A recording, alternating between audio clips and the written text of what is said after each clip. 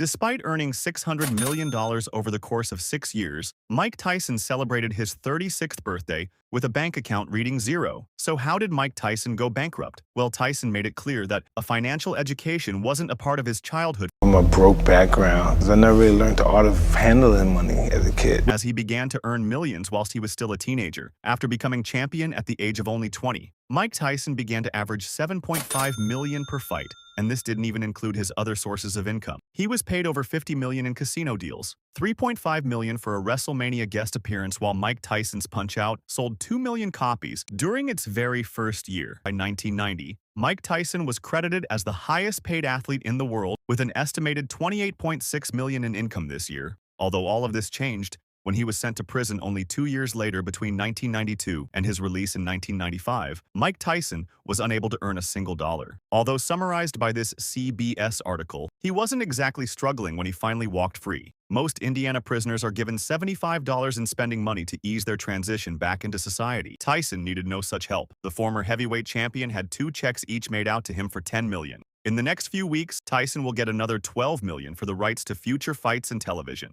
A few months later, he earned the most money ever given to a boxer, $25 million, to fight a stiff named Pete to McNeely. Over the next 2 years, Tyson earned a further $140 million from 5 different fights, making him feel invincible. Money is a false sense of security. False sense of security. Nothing about it could be a You feel real... invincible with money. Sure. You feel like you can't even die. Which, when combined with the bitterness from his time spent in prison, caused Tyson to begin spending everything. For me being poor, never having anything, for me being bitter, angry for being in prison, it stems from a lot of things. Firstly, there were the cars. According to CBS, Tyson reportedly bought 110 cars, either for himself or his gifts, one of which being a $320,000 Bentley, the Azura, the most expensive production car in the world. Tyson bought it and ordered 4 more. In the space of a few minutes, he had spent more than $1.5 million. While in a different instance, Tyson showed up at a car dealership just outside New York to buy another car. He bought a Ferrari for $300,000, declining a test drive because he already had one, just like it, on a different day. Tyson was pulled over whilst driving his Rolls-Royce without a license, but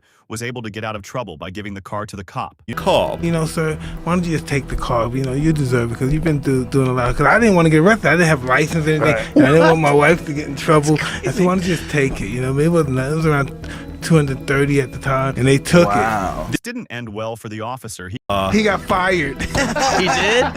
Yeah. Oh my God. Although it did end well for Tyson's friend Ed Lover, who was given a Bentley, so he could drive home from a club.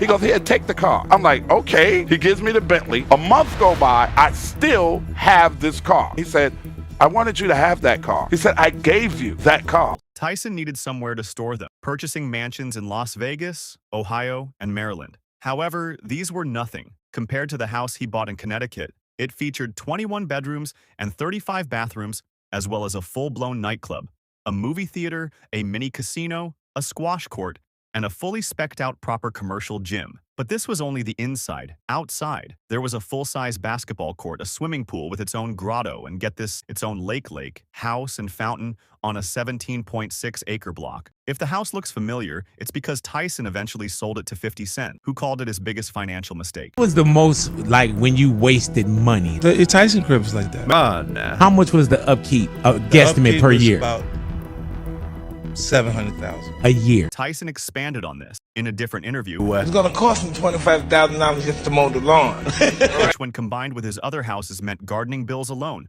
mounted to $100,000. Although the gardener was still a minor expense compared to the things Tyson bought for these houses as a gift for his first wife, Robin Gibbons. Mike spent $2.2 million on a solid gold bathtub, which was followed by their divorce less than a year later, which cost Mike a further $10 million in legal fees and compensation. Tyson had also dropped $410,000 on a birthday party and $140,000 on 2 white Bengal tigers, which needed their own specialty enclosure, $200,000 a year worth of food, and their own animal trainer, which Mike hired at a cost of $125,000 a year. Mike also had to pay a friend $250,000 in compensation after they were bitten by one of the tigers, although there was another bite that cost Tyson even more during a match. In 1997, Evander Holyfield headbutted Tyson, who in retaliation bit a portion of Holyfield's ear off Tyson, was disqualified and fined $3 million, although it seemed he hadn't learned his lesson as he then bite Lennox Lewis's leg during a press conference, warranting another $335,000 fine in the process. Tyson employed over 200 different people, including chef chauffeurs and bodyguards, the most pointless of which being a guy nicknamed Crocodile, whose sole function was to dress in fatigues and repeatedly shout guerrilla warfare at Tyson's news conferences, for which he was paid $300,000. In 1996, in another crazy instance, Tyson walked into a club and offered to pay for everybody's drinks all night. Mike calls me over again. Ed, come here. I go, what's up, Mike? Tell the DJ I got the bar until the club closed. I said, what are you talking about? I'm buying the bar out. Everybody can have whatever they want. However, there was one final expense that was higher than any other.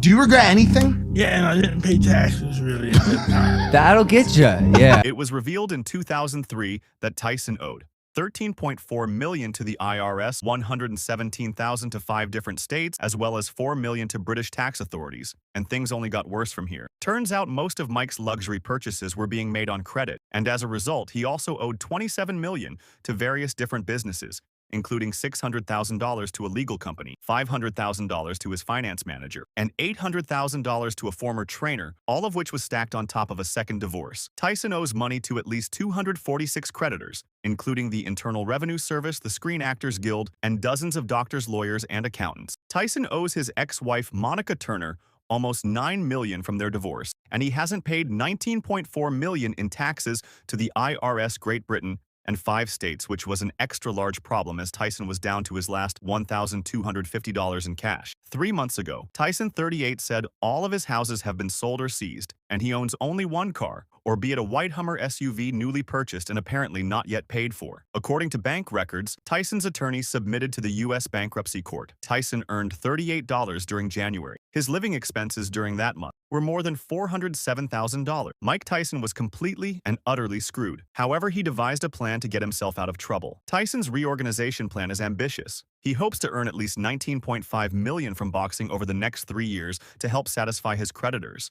although this isn't what would happen. In fact, he'd lose both of his next 2 professional fights before retiring from boxing and filing for bankruptcy. At the time, he'd state, "My whole life has been a waste. I've been a failure. I just want to escape. I'm really embarrassed with myself and my life. I want to be a missionary. I think I could do that while keeping my dignity without letting people know they chase me out of the country. I want to get this part of my life over as soon as possible. In this country, nothing good is going to come of me. I'm so stigmatized. There is no way I can elevate myself. I'll never be happy. I believe I'll die alone. I would want it that way. I've been a loner all my life with my secrets and my pain. I'm really lost, but I'm trying to find myself. I'm a really sad, pathetic case with nothing else to do." Mike spent his days caring for 350 unique pigeons, a collection which prior to bankruptcy, he'd paid $400,000 for, later like in his spending habits to a drug addiction. You might as well say you have it all, but it's still that empty hole that you're trying to fulfill. You spend as much as you can to try to get that satisfaction, fulfill that hole. It just is bottom. However, Tyson's life wasn't finished, yet losing everything had taught Tyson a valuable lesson. I know the power of humbleness now. How did you learn that? I have to lose everything.